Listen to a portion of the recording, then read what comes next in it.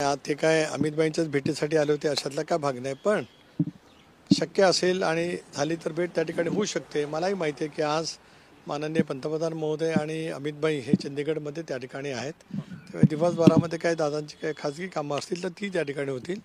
पण राजकीय चर्चेच्या निमित्ताने आम्ही संध्याकाळी पुन्हा एकदा भेटू शकतो, कारण मलाही आता पार्लमेंटमध्ये काही कामकाज आहे. माझ्याही कमिटीची त्या ठिकाणी मिटिंग असल्यामुळे आम्ही बघूया, एकमेकाशी संपर्क झाल्याच्यानंतर कदाचित भेट होईल. 5 तारखेच्या शपथविधीच्या पार्श्वभूमीवर ही भेट खूप महत्त्वाची असेल. नेमकं काय मंत्रिमंडळाला घेऊन चर्चा होणार आहे? पोर्टफोलिओज वगैरे या विषयावरती आम्ही काही चर्चा केली नाही. काल रात्री आम्ही सविस्तरपणाने 2-2.5 तास आगामी येणाऱ्या संबंध कालखंडामध्ये पक्षाची संघटन कशा पद्धतीने मजबूत करावं याच विषयावरती प्रदीर्घ चर्चा तिघांनी केली. आदरणीय दादा होते, प्रफुल्लभाई होते आणि मी होतो, आणि त्या दृष्टिकोनातूनच कालची चर्चा झाली. मंत्रिमंडळाच्या रचनेबाबतीमध्ये काही आम्ही त्या ठिकाणी बोललो नाही. ठीक आहे, आज अमितभाईंची समजा भेट झालीच तर त्या संदर्भामध्ये काही चर्चा असेल ती आम्हाला करता येईल. उद्या 4 तारखेला भारतीय जनता पक्षाच्या विधिमंडळ पक्षाची बैठक आहे आणि 5 तारखेला संध्याकाळी 5 वाजता शपथविधी त्या ठिकाणी आहे. दरम्यानच्या कालावधीमध्ये आम्हाला कधी बसता येईल, चर्चा करता येऊ शकते. पण तटकरे साहेब, असं का झालंय की कुठे मिसकम्युनिकेशन आहे का? कारण काल अजितदादा पोहोचल्यानंतर अमित शहा दिल्लीतून निघाले आणि त्यांची वेळ घेतलेली आणि भेटले नाही. दादांनी अमितभाईंची वेळ मागितलेली नव्हती आणि भेट घेतलेली नव्हती.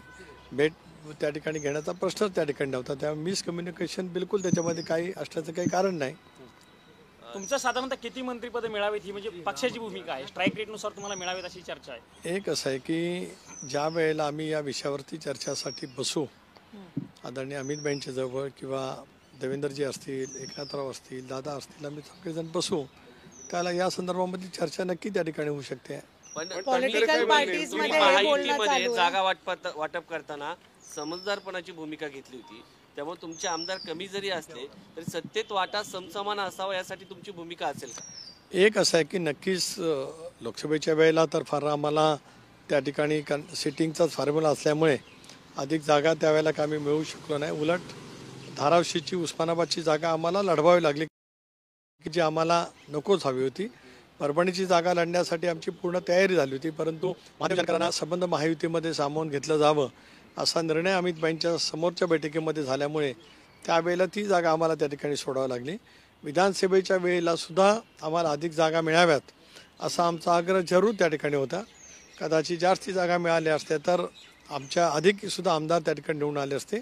पण आम्ही तिन्ही पक्षांनी उत्तम समन्वय करत, तिन्ही नेत्यांनी, म्हणजे त्यावेळेला तर मुख्यमंत्री एकनाथराव होते, एकनाथरावजी असतील, देवेंद्रजी असतील, अजितदादा असतील, आमच्यात अतिशय उत्तम समन्वय होता. प्रचाराची रणनीती आम्हाला अतिशय चांगल्या पद्धतीने राबवता आली. बूथ लेवलपर्यंत तिन्ही पक्षाच्या कार्यकर्त्यांचं समन्वय कसं होईल याचं नियोजन आम्हाला त्या ठिकाणी करता आलं. भव्य दिव्य यश मिळालं. राष्ट्रवादी काँग्रेस पक्षापुरती बोलायचं झालं तर पूर्णपणाचं नियोजन आम्ही बसून केलं. त्यामुळे दादांचे दौरे माझे स्वतःचे असतील, प्रफुल्लभाईंचे असतील, माझ्या इतर सहकाऱ्यांचे असतील, ते सुद्धा आम्ही अतिशय व्यवस्थितपणाने केले. या साऱ्याची परिणिती अतिशय चांगल्यापैकीचं यश, जिथे आम्हाला 10-15 जागा मिळतील असं बाकी तर वर्तवली जात होती, त्यावेळेला आम्हाला चांगला जागा मिळाला त्या ठिकाणी. पॉलिटिकल सर्कल्समध्ये हे बोलणं चालू आहे. अंजली दमानिया वगैरे हे सांगतात की एकनाथ शिंदे हे विरोधक पक्षाची विरोधक स्थितीवर राहणार आणि ते विरोधी पक्षाचं भूमिका घेणार. याला जोडूनच एक प्रश्न आहे की शिंदे गटाचं म्हणणं असं आहे की त्यांचा मान राखला गेलाय अजित पवारांचा, तसा एकनाथ शिंदेचा मान राखला जावा. मला एक तर माहीत नाही, कारण आपण सामाजिक कार्यकर्त्यांच्या वतीमध्ये बोललात, त्या काय बोलल्यात त्याच्याबद्दल मी काय प्रतिक्रिया देणार नाही, कारण मी त्यांचं वक्तव्यच त्या ठिकाणी ऐकलं नाही. एक असं आहे की आता मान तर सर्वांनाच आहे. मला काय कळू शकलं नाही, कारण असं आपण जे म्हणताय ते नेमकं वक्तव्य कुणी केलं शिवसेनेकडून ते मला माहीत नाही. केसरकर असं म्हणाले की शिंदे साहेबांचा योग्य तो मान राखला गेला, त्यांना बोलवलं गेलं नाही चर्चेमध्ये वगैरे. एक असं आहे, पण त्यावेळेला आम्हाला मान दिला असं म्हणण्याचं कुठे काय कारण आहे? एक असं आहे की युतीमध्ये सर्वांनाच सन्मान आहे. मी पाहिलं की ज्या वेळेपासून आम्ही एनडीएमध्ये सहभागी झालो त्यावेळेपासून ज्या वेळेला अमितभाईंची भेट झाली, नड्डाजींची झाली, माझी व्यक्तिगत 1-2-3 वेळेला माननीय पंतप्रधान महोदयांची जो भेट झाली, अतिशय सन्मानपूर्वकच सर्वांना त्या ठिकाणी वागवलं जात असतं. शेवटी कालचा जो मुद्दा आहे शपथविधीच्या तयारीचा, मी दिल्लीमध्ये असल्यामुळे त्या विषयावरची मला माहिती नाही. तटकरे साहेब, एक साहेब, महत्त्वाचा एकंदरीत मुद्दा आहे. 2 दिवसांवर शपथविधी आलाय आणि अजूनपर्यंत राष्ट्रवादीचे जर मंत्री ठरले नसतील तर आणि दुसऱ्या बाजूला असे समजतंय की अजित पवार वेटिंगवर आहेत असा मेसेज जातोय दिल्लीमध्ये. अजूनपर्यंत त्यांना अमित शहा भेटले नाहीत. कसं एक पाहता? असं आहे की दादा अमितभाईंच्या भेटीसाठी पूर्वनियोजित कार्यक्रम करून आलेलेच नाहीत. त्यामुळे हे निखालास वृत्त खोटं आहे की दादा दिल्लीमध्ये वेटिंगमध्ये आहेत. कोणी कोणाच्या सुपीक डोक्यातून हे वृत्त निघालं मला माहीत नाही. या वृत्ताचं मी पूर्णपणाने या ठिकाणी खंडन करतो. आम्ही कुठेही वेटिंगमध्ये नाही आहोत. आम्ही तशा जरा एक मिनिट प्लीज. आम्ही तशा पैकी आज भेटीची अपेक्षाच नाही, कारण आम्हालाही माहिती होतं की आज अमितभाई चंदीगडमध्ये आहेत. त्यामुळे कल्पोकल्पित काहीतरी कोणी काय सांगत असेल तर ते अत्यंत चूक आहे. महायुतीच्या नेत्यांची जर व्हिडिओ कॉन्फरन्सिंगनं बैठक झाली तर मग दादा व्हिडिओ कॉन्फरन्सिंगनं सहभागी होणार. मला एक कळू शकत नाही, मंत्रिमंडळाची रचना व्हिडिओ कॉन्फरन्सवरती करणं कसा अभिप्रेत आहे आपल्याला काय कळू शकत नाही. इथून 2 तासाच्या अंतरावरती मुंबई आहे, मुंबईवरून इथे कोणाला येता येऊ शकतं. तर व्हिडिओ कॉन्फरन्सिंग आणि मंत्रिमंडळाची रचना याचा काय संबंध येऊ शकतो.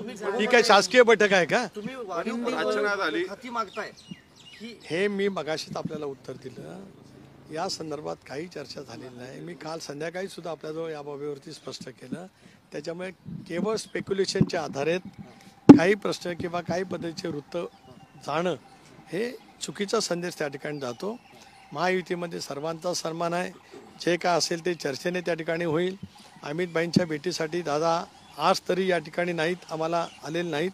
काही खाजगी कामं असू शकतं. आज अमितभाई दिल्लीमध्ये आले, झाली भेट होऊ शकेल. नाहीतर उद्या परवा तर शपथविधी सरकारचे आहेच, त्यामुळे त्यावेळेला चर्चा होऊ शकते. साहेब, एक महत्त्वाचा प्रश्न आहे की तुम्हाला तुमचे कमी आमदार निवडून आले कारण तुम्ही कमी जागा लढल्या. पण आता मंत्रिपदाचं जेव्हा वाटप होईल तेव्हा आमदारानुसार होणार की सत्तेचं तुम्ही समजूतदारपणाची भूमिका घेतली त्याचं काही फळ मिळेल. एक असं आहे, मी वारंवार या बाबतीमध्ये बोलत आलो की या विषयावरती चर्चा अजून झालेली नाही. चर्चा होईल त्यावेळेला आम्हाला जे वाटतं त्याची भूमिका आम्ही नक्की त्या ठिकाणी मांडू. आझाद मैदानावर मंत्रिमंडळाची शपथविधीची रचना झाली आहे आणि तयारी किती सुरू आहे. मंत्री शपथ घेतील त्याची पाहणी राष्ट्रवादी? फक्त भाजपच्या नेत्यांनी केली. यावर केसरकरांनी नाराजी व्यक्त केली की तिन्ही पक्षातल्या नेत्यांनी एकत्रित पाहणी आझाद करायला मैदानमध्ये पाहिजे. अजून दुसरा पक्ष दिसला नाही, मित्र पक्ष, नुसतं भाजप दिसलं. एक असं आहे की जी केसरकरांनी अपेक्षा व्यक्त केली ती रास्त असू शकते. आणि त्यांनी हेही सांगितलं की त्यांना कळल्यानंतर त्यांचा संपर्क झाला. आज कदाचित तिन्ही पक्षाचे नेते त्या ठिकाणी असतील. काल माझंही कोणाशी तरी बोलणं झालेलं आहे. राष्ट्रवादी काँग्रेस पक्षाच्या वतीने आज 3 प्रमुख नेते त्या शपथविधीच्या तयारीच्या पाहणीसाठी नक्कीच त्या ठिकाणी जातील. मी धनंजय मुंडे, हसन मुश्रीफ साहेब असतील तर ते आणि अनिल भाईदास या तिन्ही माझ्या ज्येष्ठ सहकाऱ्यांना आज त्या पाहणीच्यासाठी तिथं जावं अशा सूचना दिलेल्या आहेत. परवा सर शपथविधी आहे, तर शपथविधीला किती मंत्री शपथ घेतील अशी तुम्हाला अपेक्षा आहे? तुम्ही प्रदेशाध्यक्ष आहात राष्ट्रवादी. काही अपेक्षा असं काही कारण नाही. 2 भाग आहेत. मी वारंवार या विषयावरती कालपासून स्पष्ट करत आलो. ज्या वेळेला तशा संदर्भातला निर्णय व्हायचा असेल त्याला आम्ही नक्कीच बसून त्या ठिकाणी बोलू. धन्यवाद. ईव्हीएमवरून महाराष्ट्रामध्ये खूप मोठा प्रश्न निर्माण झालेला आहे.